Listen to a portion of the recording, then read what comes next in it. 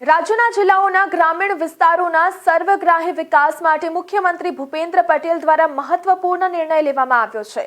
34 જિલ્લાઓની જિલ્લા પંચાયતોના પ્રમુખોને 1 કરોડ રૂપિયાની વાર્ષિક વિવેકાધીન ગ્રાન્ટ સ્થાનિક વિસ્તારના અગત્યતા ધરાવતા કામો માટે ફાળવવામાં આવશે। આ હેતુસર મુખ્યમંત્રીએ રાજ્યની બધી જ 34 જિલ્લા પંચાયતોના પ્રમુખોને રૂપિયા 1 કરોડની વિવેકાધીન ગ્રાન્ટ જે તે જિલ્લાના સ્થાનિક અગત્યતા ધરાવતા વિકાસ કામો માટે ફાળવવાના દિશા નિર્દેશો આપ્યા છે। રાજ્યમાં ધારાસભ્યોને વિકેન્દ્રિત જિલ્લા આયોજન કાર્યક્રમ અંતર્ગત વિકાસ કામો માટે 2.5 કરોડ રકમની ગ્રાન્ટ ફાળવવાની પ્રથા પ્રવર્તમાન છે।